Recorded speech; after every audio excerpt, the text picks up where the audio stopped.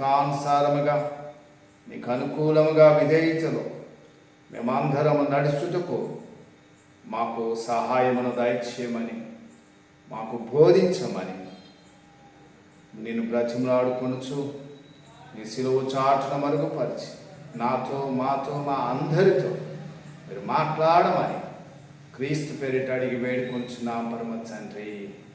ఆమేన్.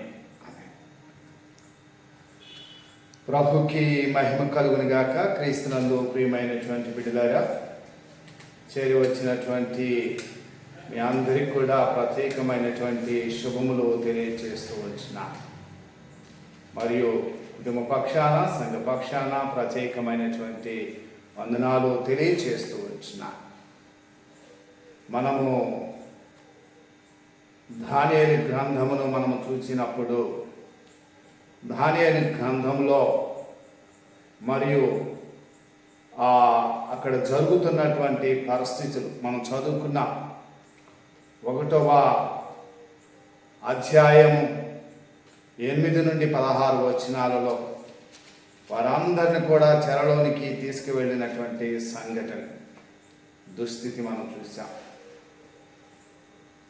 ఆ చెరలోనికి వెళ్ళేటువంటి సమయంలో చిన్నపిల్లలు అయినటువంటి 15 సంవత్సరాల వయసు కలిగినటువంటి దానియేలు కూడా ఆ చెరలో పట్టుబడ్డారు.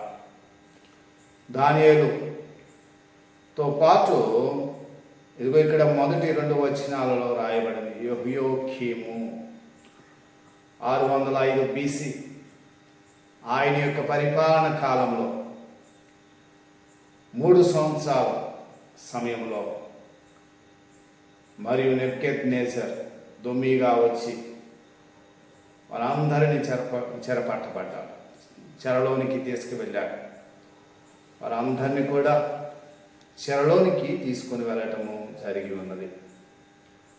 సో 15 ఏళ్ల వయసులో ఉన్నటువంటి, సో మనము చూస్తాం కౌమార దశలో ఉండేటువంటి యవనస్తుని యొక్క విశ్వాసము ఆ సమయంలో గినక తల్లిదండ్రులు బిడ్డలను కాపాడుకున్నట్లయితే, ఆ సమయంలో బిడ్డలను సరైనటువంటి గాడిలో ఆధ్యాత్మికమైనటువంటి బడిలో చేర్పించినట్లయితే, ఆ బిడ్డలు పెద్దవారైనా కూడా వారి భక్తి, వారి విశ్వాసం, వారి గౌరవ మర్యాదలు ఒక ప్రత్యేకమైనటువంటి స్థితిలో ఆ బిడ్డలు ఉంటారు. సో ఇక్కడ యోసేపు విషయంలో, జోసెఫ్ విషయంలో మనం చూస్తాం 17 సంవత్సరాల వయసులో తన విశ్వాసాన్ని కాపాడుకున్నాడు. తను దేవుని పక్షాన ఉన్నటువంటి వాడునని పోతీఫరుతో అన్న సంఘటన మనం చూసాం. ఆది కాండంలో ఆయన జ్ఞాపకం చేశారు. మరి ఆ రీతిగానే మోషే నాయకత్వం తర్వాత జాషువా గొప్ప దైవభక్తుడిగా, మంచి విశ్వాసం కలిగినటువంటి వాడు, దృఢ నిశ్చయం కలిగి మంచి పరిచర్య సేవ చేసినటువంటి వాడిగా చూస్తూ ఉన్నాం. సో మన అందరికి కూడా వారు ఒక స్ఫూర్తిదాయకమైనటువంటి విషయం, యవ్వనస్తులకు స్ఫూర్తిని కలగచేసినటువంటి దృశ్యం కనిపిస్తూ ఉంటుంది.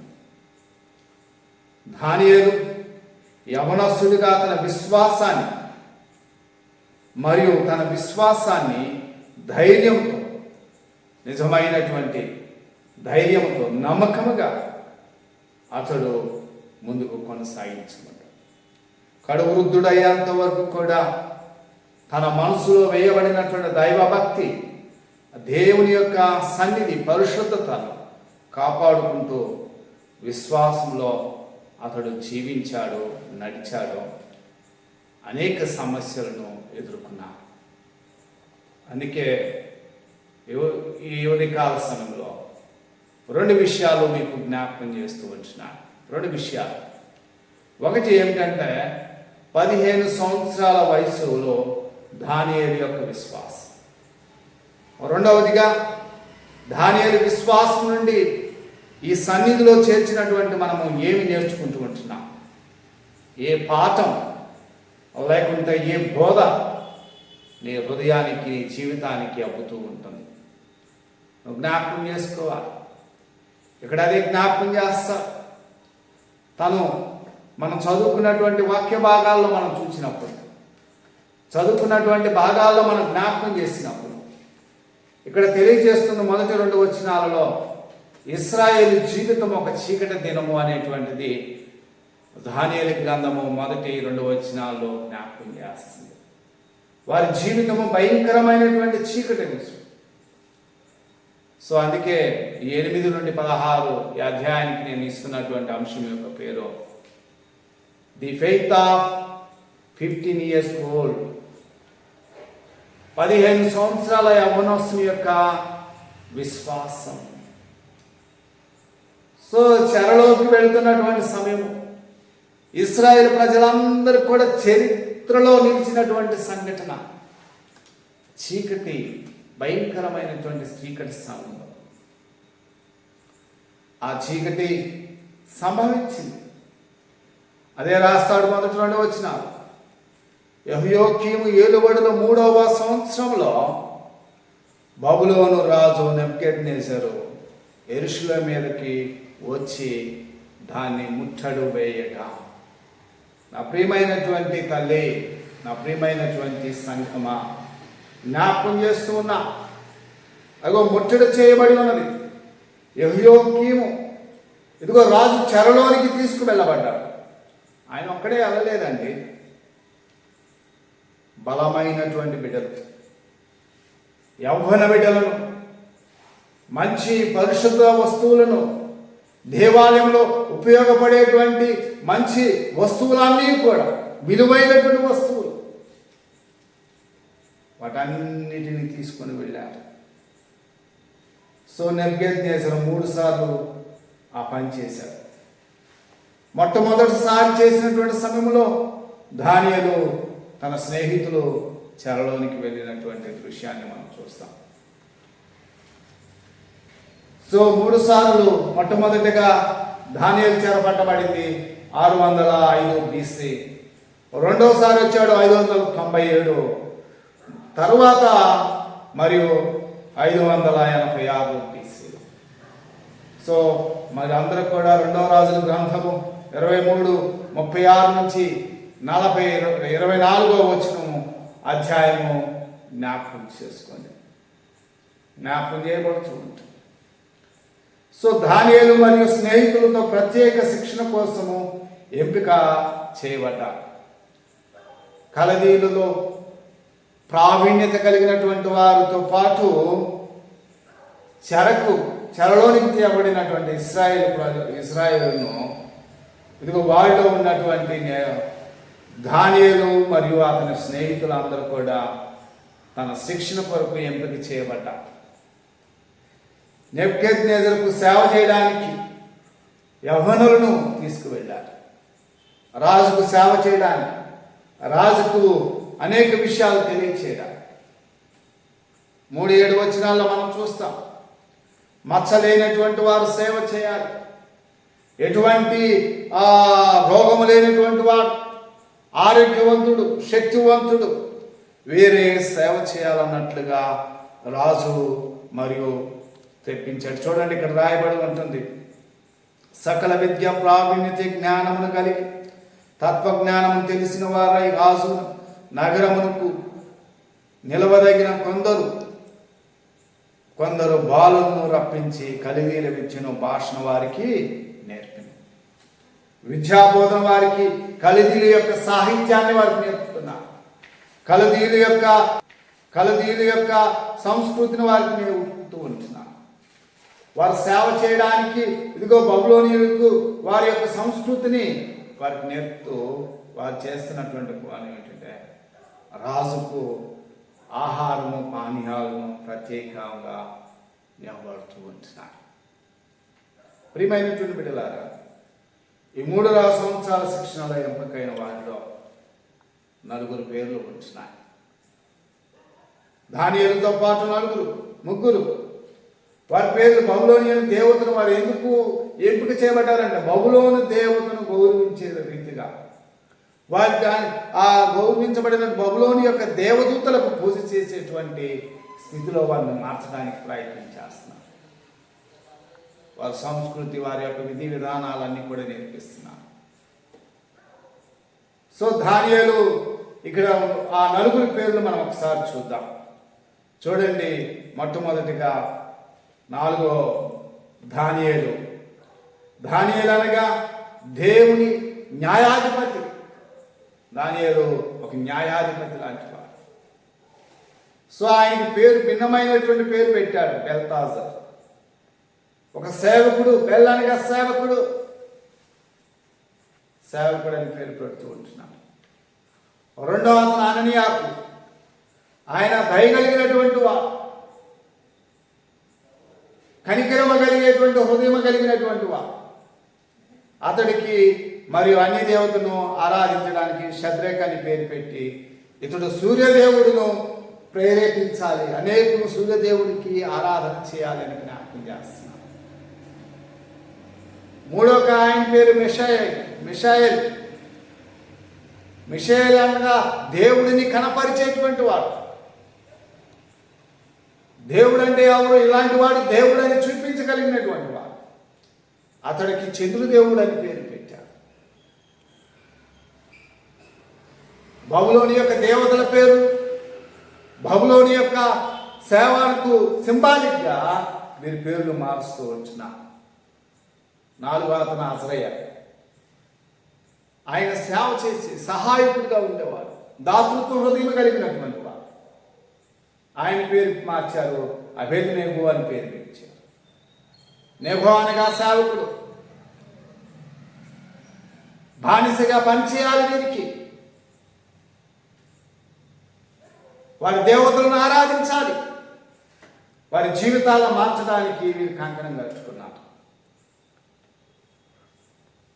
సో నీవు ఎలా స్పందిస్తావు అలా చేస్తే?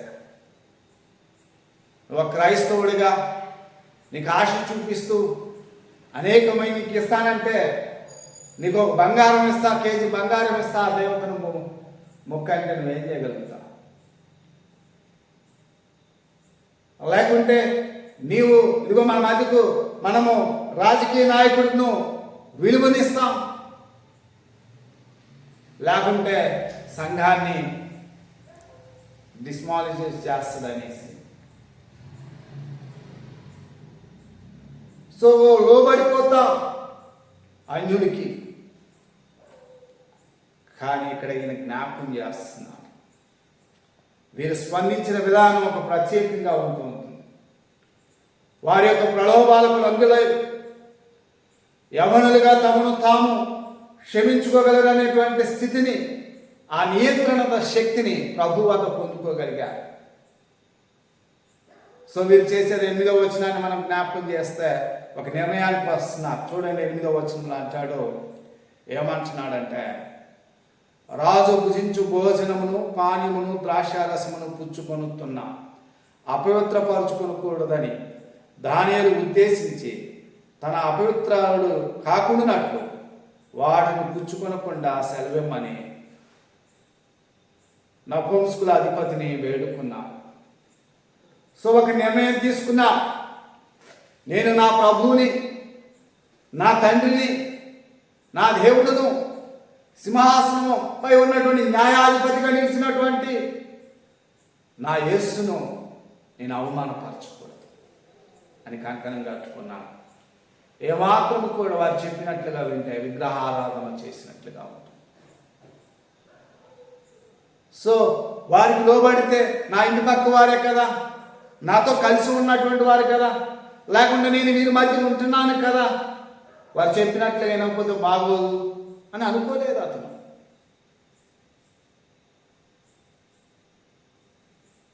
మనం చూస్తాం, మన ఇంటి పక్కనోడు వినాయకుడి గుడి దగ్గరికి వెళ్ళి బొమ్మ పెట్టాడు, పలహారం తీసుకో అంటే 10 మంది పిల్లలు కూడా సరదాగా స్నేహితులు ఉన్నారు కదా, వాళ్ళతో పాటు వెళ్ళి మన ఎవరి బిడ్డలు తింటారు. సో ఇక్కడ దానియేలు ఏమాత్రం అవకాశం దానియేలు ప్రభు వైపు చూశాడు. తన విశ్వాసాన్ని బలంగా నమ్ముకున్నాడు. ఆయన నిబద్ధత కలిగి ఉన్నాడు. దేవునికి కట్టుబడి ఉన్నాడు. ఆయన మర్యాదగా రిక్వెస్ట్ చేస్తున్నాడు, వేడుకుంటున్నాడు. అదే మాట అంటున్నాడు, నపుంసకుల అధిపతిని ఆయన వేడుకొనగా బ్రతిమలాడుకుంటున్నాడు.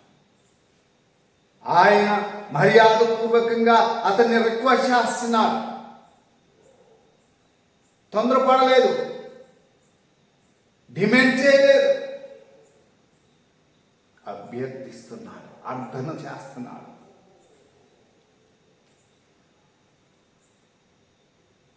రెండవది ఆయన ఏం చేశాడు? దేవుని యొక్క సహాయాన్ని కోరుకుంటున్నాడు. దేవుడే సహాయం చేస్తాడు. సో 9వ వచనంలో మనం చూసినట్లయితే అక్కడ ఒక మాట జ్ఞాపకం చేస్తాను. 9వ వచనంలో దేవుడు నపుంసకుల అధిపతి దృష్టికి దానియేలుకును కృపా కటాక్షమునంద అనుగ్రహించును గనుక నపుంసకుల అధిపతి దానియేలుతో ఇట్లా నేను క్రీస్తునందు ప్రియమైనటువంటి బిడ్డలారా, ఎదుగు ఆయన అంటున్నాడు, ఆయన తెలియజేస్తున్నాడు. ప్రధాన దృష్టిలో దేవుడు అతనికి అనుగ్రహము కలగజేశాడు. నపుంసకుల అధిపతి అయినటువంటి ఆ వ్యక్తికి దానియేలు పట్ల కృప కలిగి ఆయన హృదయాన్ని కదిలించాడు. హృదయం కదిలించబడ్డాడు. ఆయన యందు దయ చూపించబడ్డాడు దానియేలు యందు. సో తనకు కూడా టెన్షన్లో ఉన్నాడు. దానియేలు విషయంలో ఏం చేయాలి? దానియేలుకి ఏదో రూపాన సహాయకుడిగా ఉండాలా? ఉంటే నా పరిస్థితి ఎలా ఉంటుంది అని డైనమాలో పడిపోయాడు.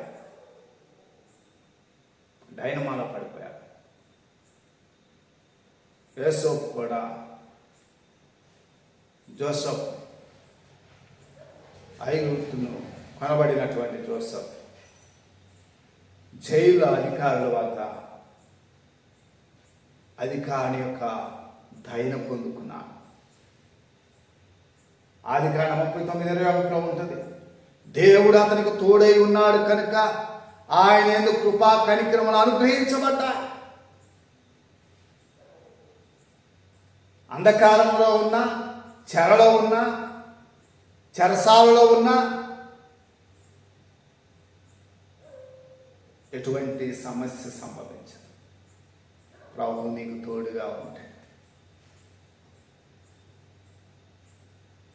నీకు తోడుగా ఉన్నాడు, నాకు దేవుడు నాకు తోడుగా ఉన్నట్లంటే అయితే నువ్వు చప్పట్లు కొట్టు, ప్రభుని మహిమపరచు, ప్రభుని గణపరచు, ప్రభు యొక్క మహిమను నువ్వు చూపించు, ప్రభు నామాన్ని మహిమపరచు. జ్ఞాపకం చేస్తున్నాడు. మూడవదిగా పట్టుదలతో ఆయన సాధన చేశాడు. పట్టుదలతో సాధన చేశాడు. ఏమాత్రం కూడా అవకాశం ఇవ్వలేదు. బ్రతిమలాడుతూనే ఉన్నాడు. అధిపతిని నిరాకరించిన తర్వాత అతను వదలకుండా పట్టు విడవని విక్రమార్కుడులాగా ఆయన పని ఆయన చేస్తూనే ఉన్నాడు. అధిపతి భయంతో డైనమాలో ఉండి నిరాకరించినప్పటికీ కూడా అతడు మాత్రము అతడిని అడుగుతూనే ఉన్నాడు. చూడండి 11వ వచనంలో వ్రాయబడి ఉన్నది. అంటాడు, నియమించిన నియమికునితో దానియేలు ఇట్లనెను, భోజనమునకు శాఖ ధాన్యములను పానములను నీళ్లను నీ దాసునకు మాకిప్పించి దయచేసి 10 దినములకు మమ్మను పరిశీలింపు. 10 దినములు మమ్మల్ని పరీక్షింపు. అధిపతి, మా రాజా, మా యందు దయ చూపువాడా, ఒక 10 రోజులు మమ్మల్ని పరీక్షించు. ఇంత మంచి భోజనములు మాకు అవసరం లేదు. ఇంత ఖర్చుతో కూడినటువంటి ఆహారము ధాన్యాలు మాకు అవసరం లేదు. దేవుడిచ్చినటువంటి శాఖధాన్యములు, కూరగాయల అన్నము మాకు దయచేయి. వెజిటేబుల్స్ మాకు అందించు. అవి చాలు మా జీవితానికి. మేము బానిసలు లాంటి వారము, మీకు సేవ చేసేటువంటి వారము అని అక్కడ బ్రతిమలాడటం ప్రారంభించాం. తన పరీక్షను, విశ్వాసాన్ని పరీక్షించుకోవడానికి ఇది ఒక గొప్ప అవకాశం అనుకున్నాడు. ఇదే సమయం అనుకున్నాడేమో. ఇది దేవుని యొక్క సమయము, దేవుడు సహాయకుడిగా ఉంటాడని నమ్మిక కలిగి ఉన్నాడు. సో అందుకే ఆయన సమూహముతో మరియు అభ్యర్థన చేశాడు. సమూహముతో దేవుని యొక్క నామాన్ని ఏకకంఠం చేత కలిసి వారు ఆ విజయాన్ని పొందుకొనడానికి పురుకొల్పబడ్డారు. సో ఇది నీ జీవితంలో ఎలా ఉంటుంది? మన జీవితాల్లో ఏ రీతిగా ఈ కార్యము అనిపిస్తూ ఉంటుంది జ్ఞాపకం చేసుకోవాలి. దానియేలు అనేకులను ప్రభావితం చేశారు. దానియేలుతో పాటు తన స్నేహితులు కూడా అనేకులను ప్రభావితం చేశారు. ఇతరులను ప్రభావితం చేశారు. ఇతరుల మధ్య నీ సాక్ష్యం గొప్పదిగా ఉండడానికి చూడాలి. నీ యొక్క వ్యక్తిత్వము విలువైనదిగా కనిపించాలి. నీ జీవితము గొప్పదిగా, మాదిరికరముగా కనిపించాలి. కష్టాలున్నాయి, సమస్యలున్నాయి, బాధలున్నాయి, కానీ ప్రభు వైపు నీ దృష్టిని ఉంచు. ఒక సమయం వస్తుంది, ఒక కాలం వస్తుంది, దేవుడు నిన్ను ఆశీర్వదిస్తాడు, దేవుడు నిన్ను దీవిస్తాడు. తన స్నేహితులు ముగ్గురిని కూడా ఆశీర్వదించాడు. తన స్నేహితులు ముగ్గురిని కూడా దీవించాడు ప్రభు. క్రీస్తునందు ప్రియమైనటువంటి బిడ్డలారా, దేవుడు నిన్ను ఆశీర్వదించాలంటే, నిన్ను దీవించాలంటే, ఎటువంటి కఠోరమైన సమస్యలున్నా ఆయన యందు నీవు విశ్వాసాన్ని కాపాడుకునడానికి నిరీక్షణ కలిగి అడుగులు వేయి. దేవుడు సహాయం చేస్తాడు. రెండవదిగా, ఆ విశ్వాసం నుండి ఎటువంటి పాఠాలు నేర్చుకున్నాం, ఆ విశ్వాసం ద్వారా ఎటువంటి మాటలు, ఎటువంటి కార్యాలను నేర్చుకోగలిగాం. మనం చూస్తే మొట్టమొదటిగా విశ్వాసం నుండి నేర్చుకోగలిగింది దానియేలు. ఇందాక మనం చూసాం, మర్యాదపూర్వకంగా, విధేయతగా ఆయన అభ్యర్థన చేసి, ఒక మొరటోడుగాను, ఒక అహంకారిగాను ఉండలే. చాలా సున్నితమైన హృదయం కలిగి నపుంసకులాధిపతిని మర్యాదపూర్వకంగా మాట్లాడినటువంటి సంగతులను నీ జీవితంలో కూడా ఉండాలి. అటువంటి పాఠము నేర్చుకోవాలి. రెండవది, దేవుని సహాయాన్ని కోరుకోవాలి. దేవుడు లేకపోతే నీ జీవితంలో ఏది కూడా జరగదు. యెహోవా ఇల్లు కట్టించిన యెడల దాని కట్టువారి ప్రయాస వ్యర్థమే. సో నువ్వు ఎంత కష్టపడ్డా, ఎంత శ్రమపడ్డా ఉపయోగం లేదు. దేవుడు తోడై ఉండాలి, దేవుని సహాయం కావాలి. అది ఆయన జ్ఞాపకం చేస్తున్నాడు. విధేయతతో దేవుని సన్నిధిలో, దేవుని యొక్క సహాయం కొరకు, ఆయన కృప కొరకు మనం అందరం కూడా ప్రయత్నం చేయాలి, పట్టుదల కలిగి ఉండాలి. జ్ఞాపకం చేస్తూ ఉంచిన ఒక స్త్రీ మనిషికి భయపడేటువంటి వాడు కాదు, దేవునికి భయపడేటువంటి వాడు కాదు, న్యాయాధిపతి. కానీ స్త్రీ మాత్రము ఒక విడో ఆ న్యాయాధిపతి వద్దకు వెళ్ళి పదే మాటికి అతను తొందర పెట్టి తొందర పెట్టి ఆమె విషయాన్ని పొందుకొనడానికి, మరి ఆమె అతను హృదయాన్ని మార్చడానికి అవకాశం కలిగి ఉన్నది. ఒక ముక్కోపి కావచ్చు, ఒక అహంకారుడు కావచ్చు, ఎవడికి లోబడిన వాడు కావచ్చు, కానీ ఈమె మాత్రము ప్రభు మీద దృష్టి వచ్చి పట్టువదలని విక్రమార్కురాలాగా ఒక వీడో ఆ న్యాయాధిపతి వద్దకు వెళ్ళి, నాకు న్యాయం తీర్చయ్యా, నాకు న్యాయం తీర్చు, భర్త లేని దానిని నాకు సహాయం ఇచ్చి అని వేడుకున్నది. సో 4వదిగా నీ విశ్వాసము పరీక్షించుకోవడానికి సిద్ధంగా ఉండు. నీ విశ్వాసాన్ని పరీక్షించుకోవడానికి సిద్ధంగా ఉండు. అలా ఉన్న ఎడల దేవుని సన్నిధికి నువ్వు వస్తే, నీ పాపాన్ని ఒప్పుకుని పశ్చాత్తాపడి దేవుని ఆలయంలో ఆయన నీ హృదయాన్ని సమర్పిస్తే సమృద్ధి అయినటువంటి ఆశీర్వాదాన్ని కలగచేస్తాడు. సమృద్ధి అయిన దీవెన నీకు ఇస్తాడు. సో ఆయన జ్ఞాపకం చేస్తున్నటువంటి విషయం అది. సో మీరు అడగండి, మత్తయి ఉండడం చూడండి, అడుగుడి మీకు ఇయ్యబడును, ఎదుగుడి మీకు దొరుకును, తట్టుడి మీకు తీయబడును, అడుగు ప్రతి వాడును పొందును, వెదుకువానికి దొరుకును, తట్టువానికి తీయబడును. క్రీస్తునందు ప్రియమైనటువంటి బిడ్డలారా, నువ్వు ఆయన సన్నిధిలో అడిగితే సమస్తమును కలగచేస్తాను. నీ చింత ఏదైనా కానీ ఆయనపై వెయ్యి. యేసు నిన్ను హత్తుకునేటువంటి వాడు. యేసును నువ్వు మొదట వెతికితే, ఆయన నీతిని ఆయన రాజ్యంలో నువ్వు వెతకగలిగితే, దేవుడు నీకు ఆశీర్వాదపు దీవెనలు కలగచేస్తాడు. దానియేలు చెరలో పట్టబడినప్పటికీ ఆయన మాత్రము ప్రభు వైపే దృష్టి ఉంచాడు. ఇతరుల కంటే కూడా వారి ముఖాలు బహుగా ప్రకాశించబడ్డాయంట. సో ఆశ్చర్యపోయాడు. వారు ప్రత్యేకమైనటువంటి వ్యక్తులుగా కనపడ్డాడు దానియేలు. వారందరికంటే తెలివైనటువంటి వాడిగా, విశిష్ట జ్ఞానం కలిగినటువంటి వాడిగా,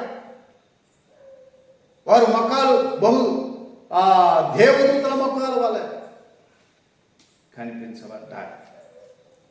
దానియేలే ఆశ్చర్యానికి గురైనటువంటి సంఘటన మనం చూస్తాం. చూడండి, ఆ మాట జ్ఞాపకం చేయబడుతూ ఉంటుంది లేఖన భాగంలో.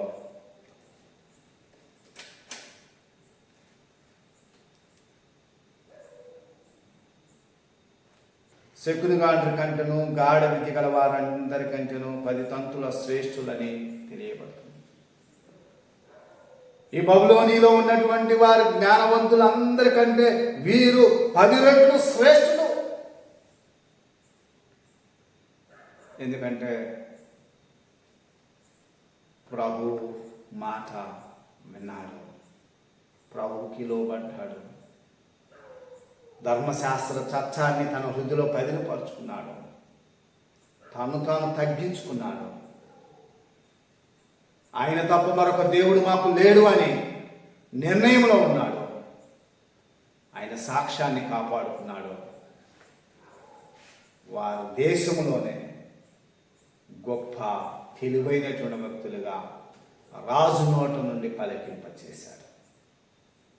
రాజు సైతము తలదించేటట్టు చేశాడు. అందుకే దేవుని వాక్యం జ్ఞాపకం చేస్తున్నాడు. యేసయ్య అంటున్నాడు, నన్ను నమ్మినటువంటి వారిని తలగా ఉంచుతా కానీ తోకగా ఉంచను. ఆ యేసయ్య నీ కొరకు ప్రాణం పెట్టాడు. ఆ యేసయ్య ఈ లోకంలోనికి పాపిగా పాప అంధకారంలో ఉన్నటువంటి మానవాళి కొరకు పాపరహితుడిగా జన్మించి నీ కోసం నా కోసం ప్రాణం పెట్టి కల్వరిలో రక్తాన్ని కార్చినటువంటి వాడు. సో ప్రభు వైపు చూడు. ప్రభు మన జీవితాలను నీ జీవితాన్ని మార్చడానికి ఇష్టపడుతున్నాడో అవకాశం కలగచేయి. తల వంచుకుందాం, ప్రార్థన చేసుకుందాం. ప్రేమ కలిగిన తండ్రి, దయ కలిగిన నా ప్రభు,